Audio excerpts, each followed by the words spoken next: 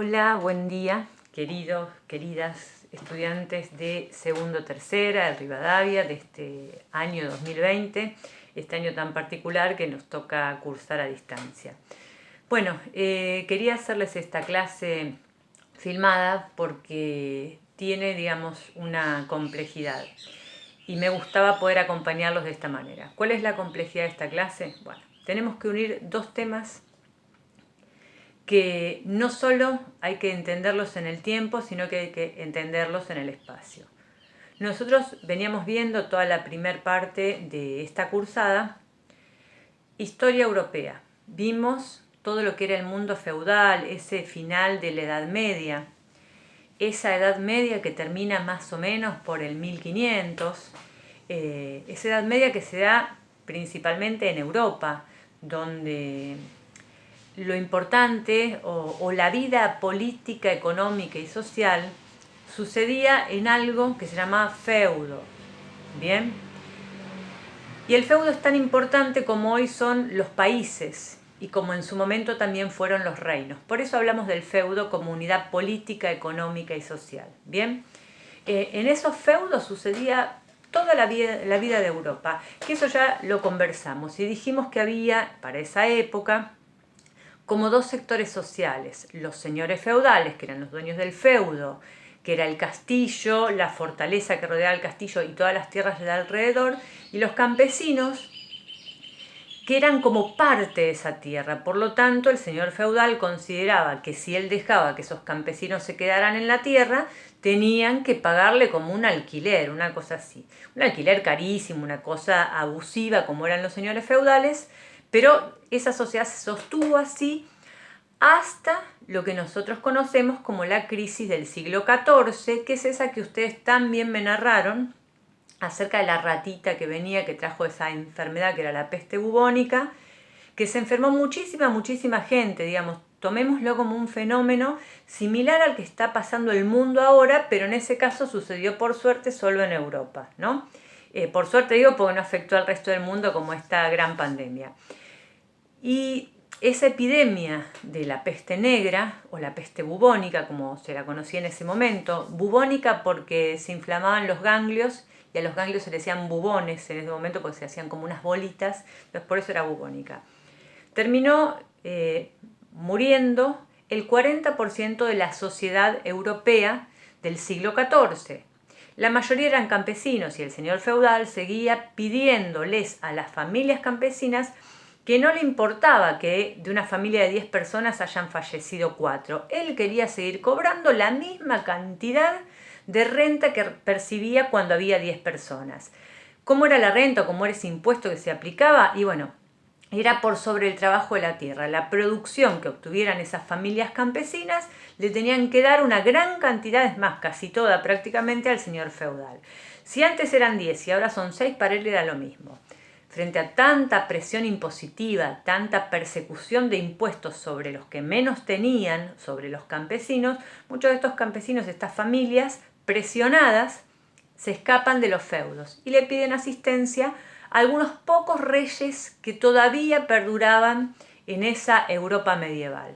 Y es así como en el transcurso de fines del siglo XIV y durante todo el siglo XV, que para que nos ubiquemos el siglo XV va de 1400 a 1499, es como los reyes de a poco van recuperando ese poder porque la gente, los campesinos le piden asistencia, muchos se quedan a vivir en esos pequeños reinos, y digo pequeños porque son casi como un feudo de chiquitos los reinos en ese momento, y muchos de esos campesinos pasan a integrar los ejércitos reales.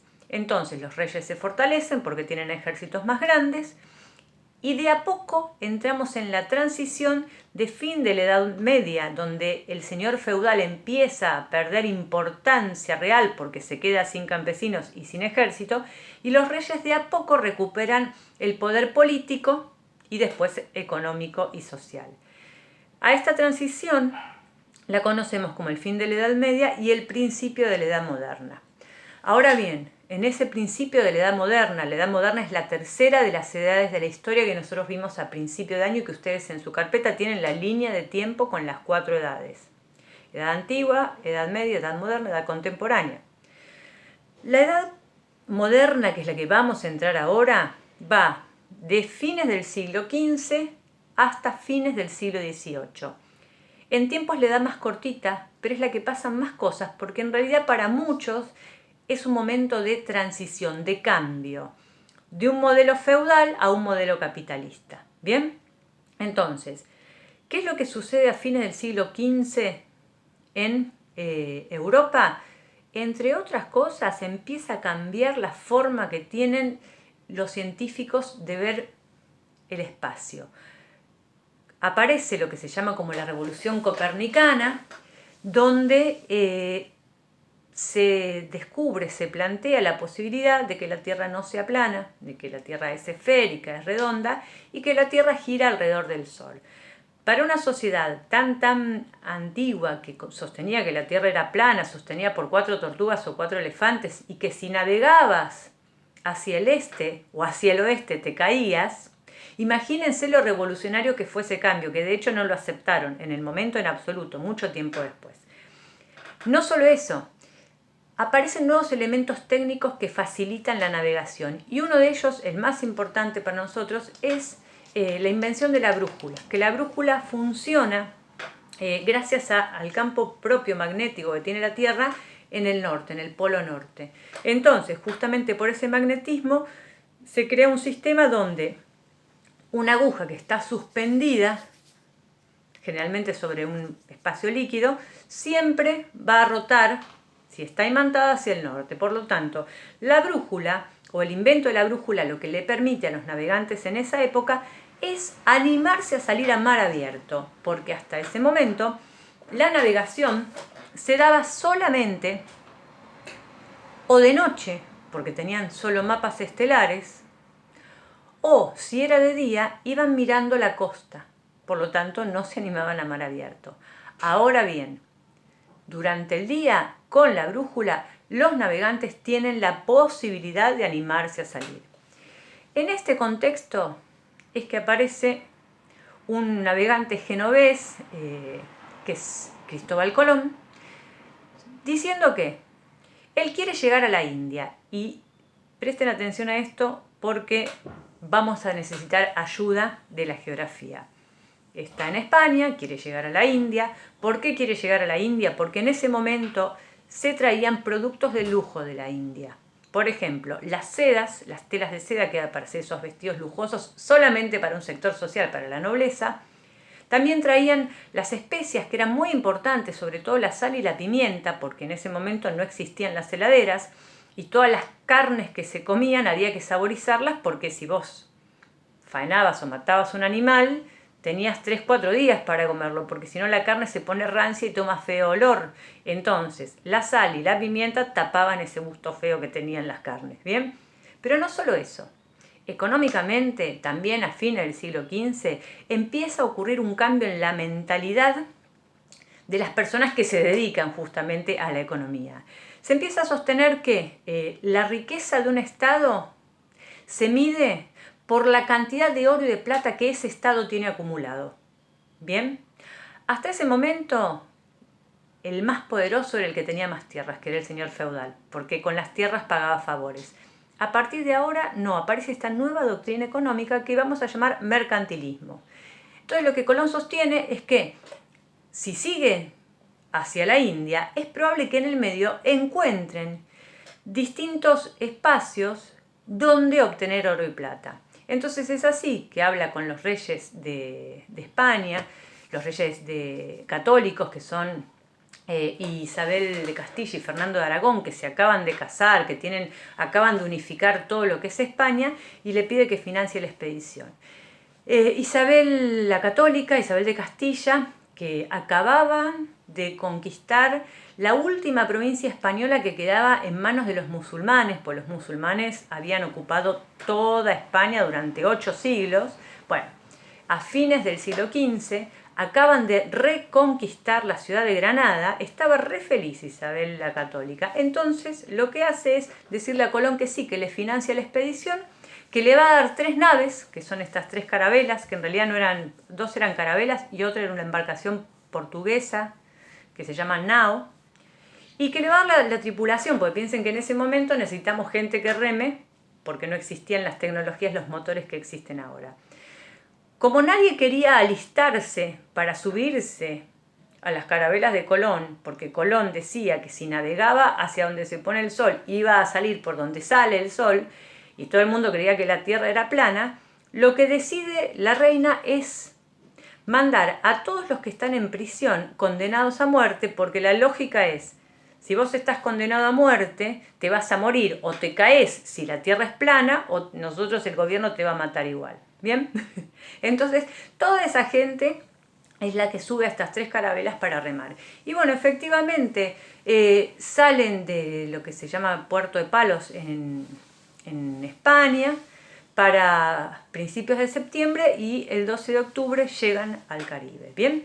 Y acá me detengo porque es acá donde tenemos que unir la otra parte de la historia. Porque ellos llegan a esto que ellos después lo van a bautizar como América, pero esto era un continente, un espacio que ya existía. Y entendamos lo siguiente, Colón llega acá y se muere muchos años después de haber hecho 4 viajes a América, sin saber la magnitud de lo que encontró y creyendo siempre que esto eran las Indias. Nunca se enteró que había descubierto un espacio nuevo, descubierto para los españoles. ¿Por qué? Porque acá nosotros ya sabemos, con el tema que venimos viendo hace 2 clases, que existían enormes culturas muy avanzadas, distintas a las europeas pero muy avanzadas. Y esas culturas, principalmente que se desarrollaban acá en el continente americano, son los mayas, incas y aztecas. Mayas y aztecas se van a desarrollar en lo que sería Centroamérica y todo el imperio inca en lo que son los Andes, la cordillera de los Andes de América del Sur. Bien, ustedes ya hicieron un trabajo donde más o menos descubrieron cómo se organizaban los gobiernos en estas culturas americanas, indoamericanas. Dijimos que los gobiernos, la mayoría son teocráticos, es decir, que la figura que gobierna también es como el líder o autoridad máxima del culto que cada uno de ellos tienen.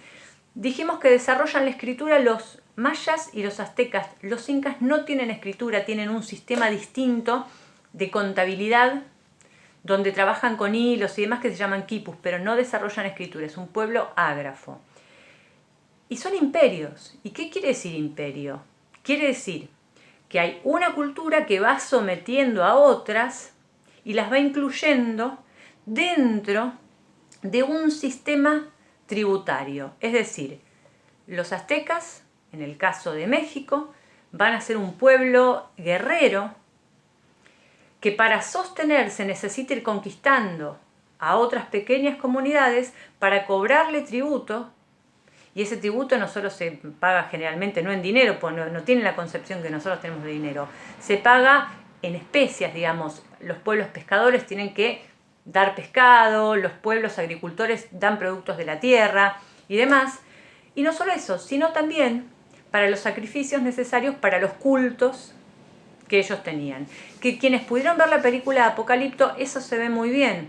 Que en realidad en Apocalipto lo que se cuenta es la historia de la civilización maya y cómo va sometiendo a otros pueblos. Bien, esto sucede también con los incas y se da así en toda América Latina. ¿Por qué les quiero contar todo esto? Porque para entender cómo es que un puñado de españoles primero llegan con Colón, pero después van a ver que hay una serie de viajes interminables donde cada vez mandan más españoles y mandan a lo más rancio, a lo más feo, espurio de la sociedad española de ese momento y portuguesa después, como es que un puñado de europeos pueden hacer caer en tan poco tiempo estructuras imperiales tan grandes como las que había acá en América antes de la llegada de los españoles. Y lo que, digamos, la clave para entender esto tiene que ver justamente con que estos 3 imperios que yo nombré, principalmente aztecas e incas, porque los mayas a la llegada de los españoles casi ya no existían como estructura de imperio, estas 2 culturas, aztecas e incas, sometían a otros pueblos que ya habitaban en esas regiones. Por lo tanto, a la llegada de los españoles, muchos de estos pueblos sometidos creyeron que en una de esas, estas gentes que venían con otro color de piel, con una lengua que ellos no podían comprender, en una de esas iban a salvarlos del sometimiento y la persecución a la que estaban sometidos justamente tanto por los incas y los aztecas. Lamentablemente no fue así. Hoy ya conocemos nosotros parte de esa historia, sabemos que en muy poco tiempo el Imperio Azteca en 3 años cayó completamente. Cayó quiere decir que 1,5 millones de indígenas que vivían dentro del imperio murieron sometidos tanto por las enfermedades que traían los europeos, para las cuales los anticuerpos de los pueblos originarios no estaban preparados y morían inmediatamente, por ejemplo la viruela, que eso aparece en la película Apocalipto, y también porque los españoles traían armas de fuego. Y con eso, digamos, no había manera de contener. Lo mismo sucede con el Imperio Inca, que tardó un poco más, pero en pocos años, o sea, entre 3 y 4 años, van cayendo esas estructuras imperiales. Los españoles se apropian de esa estructura y someten a todos los pueblos originarios a una economía de extracción. ¿Por qué? Porque ¿qué es lo que ven los españoles cuando llegan acá? Que América está llena de oro y de plata. Está llena de reservas de oro y de plata, y que estos pueblos originarios ya los conocían, pero los utilizaban en realidad para adornos rituales. Bueno, ahora esa estructura de extracción de metales se va a intensificar con un sometimiento y una explotación de la mano de obra originaria nunca visto. Y esa estructura va a permanecer durante por lo menos 2 siglos y medio.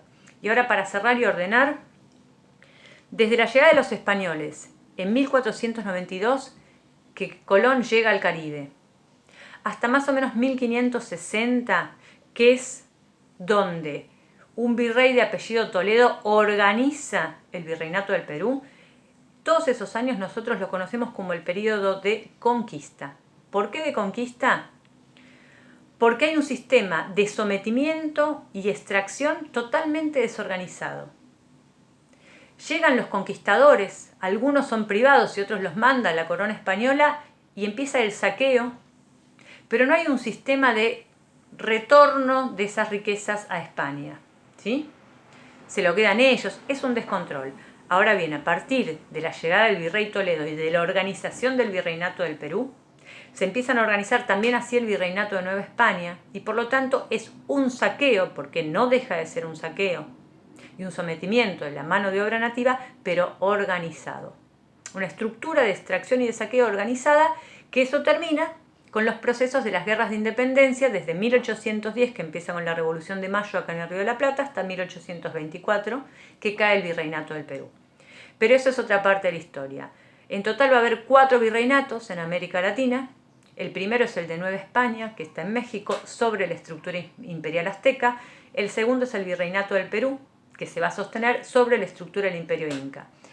Y recién en 1770, o sea, van a faltar 2 siglos todavía, se van a crear los últimos 2 virreinatos. El de Nueva Granada, que es donde hoy estarían Venezuela y Colombia, y el virreinato del Río de la Plata, que es el de Buenos Aires, digamos. Bien, con todo esto, ¿cuál es la actividad?